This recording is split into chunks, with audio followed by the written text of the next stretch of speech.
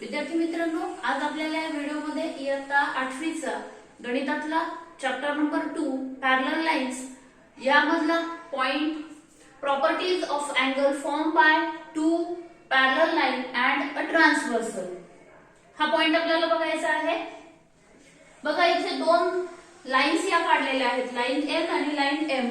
या दोन्ही एकमेकांना पॅरलल आहेत। आता पॅरलल लाईन म्हणजे काय हे आपण याच्या आधी शिकलेलो आहोत। त्यांना या लाईन एन या छेदिकेने छेदलं आहे। These two lines L and M are intersected by line N. This line is called as transversal. In this system of line, total 8 angles are formed. Angle A, angle B, angle C, D, E, F, G, H. त्यांना मी small लेटर्सने denote केलेलं आहे।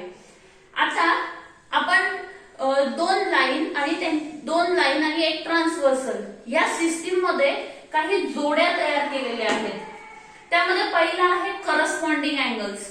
मग corresponding angles कसे असतात तर त्यांचा एक जो आर्म आहे करस्पॉन्डिंग अँगल्स म्हणजे काय हे पण आपण शिकलेलो आहोत की त्याचा एक आर्म काय असतो या छेदिकेच्या एकाच बाजूला, म्हणजे लेफ्ट साइडला असतील तर दोन्ही अँगल लेफ्ट साइडला, आणि जो दुसरा आर्म आहे that is along a transversal and in only one direction. आता हा अँगल मी इथे जर हा अँगल डी घेतला, डी अँगल आणि एच अँगल, बघा त्यांचे हा जो आर्म आहे हा छेदिकेच्या एकाच बाजूला आहे लेफ्ट साइडला, आणि दुसरा जो आर्म आहे that is in one direction along transversal, या ट्रान्सव्हर्सल वर छेदिकेवर खालच्या दिशेने आहे। तर हे दोन अँगल डी आणि एच यांना म्हणणार आपण करस्पॉन्डिंग अँगल। अँगल ए आणि अँगल ई यांना म्हणणार आपण करस्पॉन्डिंग अँगल। मग मी इथे लिहून देते पहिली जोडी अँगल ए, अँगल ई, दुसरी जोडी अँगल डी आणि अँगल एच। मग आता आपण इथे बघूया, आता हे शीट इथे कागदाचा मी, कारण मला हा इथला कोन असा उचलून इथे ठेवणं शक्य नाहीये, कारण आपल्याला कॉन्ग्रुएन्स याचा चेक करायचा आहे। कॉन्ग्रुएंट म्हणजे काय तर दोन आकृत्या, कोणत्याही दोन आकृत्या एकमेकांशी तंतोतंत जुळत असतील तर त्यांना म्हणतो आपण कॉन्ग्रुएंट फिगर्स। माझे हे हाताचे तळवे मी बरोबर एकमेकांवरती ठेवले की ते तंतोतंत जुळतात, म्हणजे काय ते कॉन्ग्रुएंट आहेत। बट हे कॉन्ग्रुएंट असण्यासाठी मी कसे ठेवून चालणार नाही, मी असे ठेवले तर नाही चालणार, फक्त एका विशिष्ट पद्धतीने मला ते एकमेकांवरती ठेवावे लागतील की जेणेकरून ते काय होतील एकमेकांशी तंतोतंत जुळतील। मग त्याच पद्धतीने मला हा अँगल ए या अँगल ई वरती ठेवायचा आहे। इथे तर असं काढून ठेवणं शक्य नाही, मग मी काय केलं, हा एक कागद घेतलेला आहे आणि बघा हा अँगल ए मी त्याच्यावरती कापलेला आहे। हा एवढा जो आहे हा बरोबर अँगल ए आहे। आता मी हा उचलते आणि अँगल ई वरती ठेवते।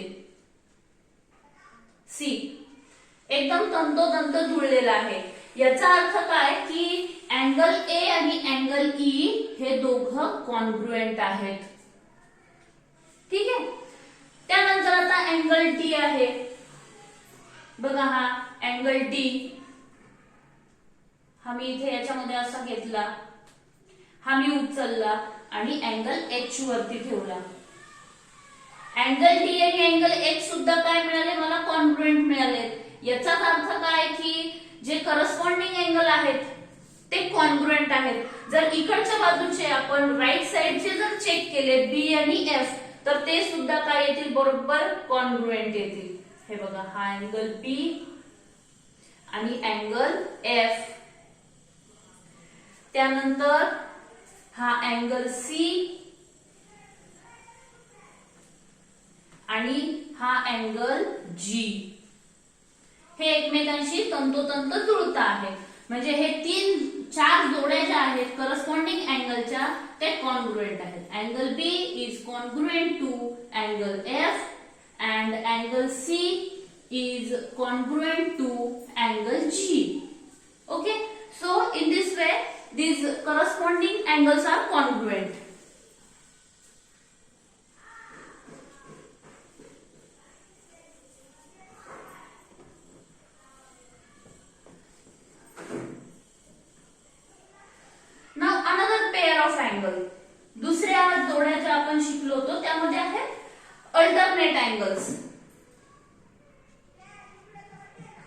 Alternate angles. अल्टरनेट अँगल्स म्हणजे काय असतात, तर ते अल्टरनेट विरुद्ध दिशांना असतात.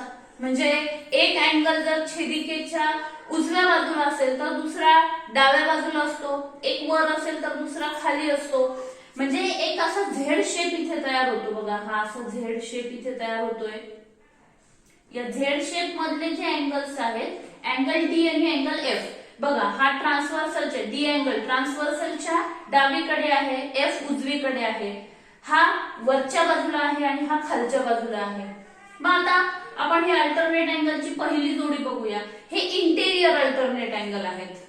I must denote here interior alternate angle because they are in the interior portion of these two parallel lines. Okay, so this angle D and angle F, this is first pair of alternate angle, and second pair of interior alternate angle is angle C and angle E. Angle C and angle E. Let us check their congruence. आता बघा हा angle D आहे इथे, हे बघा ही lines अशी. आता हेच हा व्हर्टेक्स मी या एफ च्या व्हर्टेक्स वर ठेवणार आणि आर्म्स बरोबर आर्म्स वर ठेवणार अँगल एफ च्या, हे अशा पद्धतीने. आणि हा तंतोतंत जुळलेला आहे, म्हणजे अँगल डी आणि अँगल एफ हे दोन्ही कॉन्ग्रुएंट आहेत. त्याच पद्धतीने अँगल सी आणि अँगल ई बद्दल आपण चेक करूया. हे बघा अँगल सी आणि अँगल ई हे दोन्ही तंतोतंत जुळलेले आहेत. हे उचलून ठेवताना व्हर्टेक्स बरोबर व्हर्टेक्स वर आला पाहिजे आणि आर्म्स बरोबर आर्म्स वरती आले पाहिजे. मग आपल्याला हा कॉन्ग्रुएन्स चेक करता येतो. म्हणजेच जे अल्टरनेट अँगल्स आहेत, अल्टरनेट अँगल्स सुद्धा कॉन्ग्रुएंट असतात. आता एक्सटेरियर अल्टरनेट अँगल आहे, अँगल ए आणि अँगल जी, त्यांचा पण आपण कॉन्ग्रुएन्स चेक करू. हे बघा हा अँगल ए, या अँगल ए चा व्हर्टेक्स आणि ह्या आर्म्स आहेत, ते मी उचलले आणि इकडे ठेवले. बघा बरोबर तंतोतंत जुळलेला आहे. सी. त्यानंतर हा अँगल बी आणि अँगल एच हे एक्सटेरियर अल्टरनेट अँगल आहेत. ही दुसरी जोडी आहे, ती पण काय करू आपण अशी चेक करूया बरोबर जुळते आहे की नाही. हे बघा हा इथे आहे अँगल बी, हा त्याचा व्हर्टेक्स आहे, तो मी उचलला आणि एच वरती ठेवला. हे बरोबर तंतोतंत जुळलेले आहेत. म्हणजे एक्सटेरियर अल्टरनेट अँगलच्या जोड्या सुद्धा काय असतात, कॉन्ग्रुएंट असतात. याच्यावरून आपल्याला लक्षात येतंय की हे जे अँगलच्या जोड्या आपण शिकलेलो आहोत, exterior alternate angle, interior alternate angle, they are congruent in case of parallel lines. जर या दोन लाईन पॅरलल असतील तरच हे अँगल्स कॉन्ग्रुएंट असतात. हे नीट लक्षात घ्यायचं. एक्सटेरियर अल्टरनेट अँगलची पहिली जोडी आहे अँगल ए आणि angle G, that is congruent. We have checked that angle B and angle H, angle B and angle H. So interior and exterior alternate angles are also congruent when two lines are parallel and they are intersected by a transversal.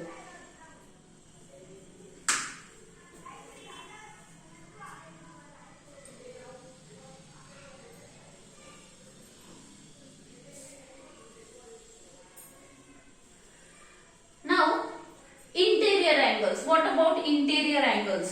Interior angle म्हणजे काय, तर ते ट्रान्सव्हर्सलच्या एकाच बाजूला असतात. म्हणजे right साइडला तर राईट साइडला, लेफ्टला तर लेफ्टला, आणि दोन्ही पण इंटेरियर पोर्शन मध्ये असतात. म्हणजे सी आणि एफ याला म्हणणार आपण इंटेरियर अँगल. आता इंटेरियर अँगल मध्ये मला दिसतंय की हा सी अँगल ऑब्ट्यूस अँगल दिसतोय आणि एफ अँगल हा एक्यूट अँगल दिसतोय. हे कॉन्ग्रुएंट असू शकत नाही.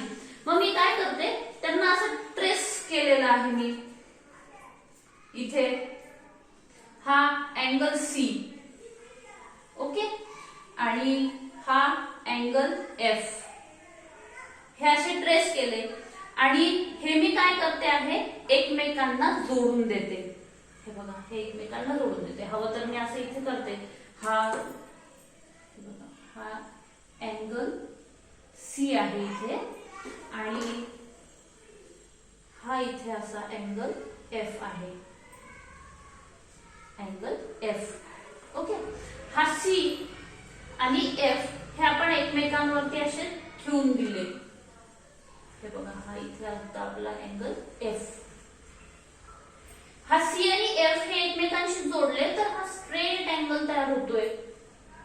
म्हणजेच जर आपण सी आणि एफ ची बेरीज केली तर काय होईल, 180 अंश मिळते आहे. मग इंटेरियर अँगलची प्रॉपर्टी अशी आहे, interior angles made by two parallel line and their transversal are supplementary. So interior angle C plus angle F is equal to 180 degree, and second pair angle D plus angle E is equal to 180 degree. So in this way we have studied properties of angle formed by two parallel line and a transversal. आता विद्यार्थी मित्रांनो, तुम्ही स्वतः तुमच्या वहीवर, तुमच्या वहीच्या ज्या lines असतात त्या पॅरलल लाईन्स असतात, त्या वहीच्या लाईनवर बरोबर या लाईन्स काढायच्या, पॅरलल लाईन. त्याला कुठेही एक ट्रान्सव्हर्सल दाखवा. तुम्हाला वाटलं ही अशी ट्रान्सव्हर्सल जायला पाहिजे, यू कॅन ही अशी ट्रान्सव्हर्सल दाखवा. तिथे तयार झालेले हे अँगल, त्याला मी P Q R S T U V W असे नाव देते. हे अँगल तुमच्या प्रोटेक्टरने, कोनमापकाच्या साह्याने मोजा आणि चेक करा की बरोबर पी आणि टी चं माप सारखं येईल, एस आणि डब्ल्यू चं सारखं येईल, त्यानंतर आर आणि टी चं सारखं येईल, एस आणि यू चं सारखं येईल. म्हणजे आपल्याला हे जे काही प्रॉपर्टी आपण शिकलेलो आहोत त्याचा स्वतः पडताळा घेता येईल. तर अशा पद्धतीने तुम्ही स्वतः चेक करून बघा आणि अशा पद्धतीने जर तुम्ही शिकाल तर हे सगळ्या प्रॉपर्टीज तुमच्या आयुष्यभर लक्षात राहतील, तुम्ही हे कधीही विसरणार नाही. तर अशा पद्धतीने हा आपला टॉपिक इथे संपलेला आहे. पुन्हा आपण अशाच एका व्हिडिओमध्ये भेटूया. थँक्यू.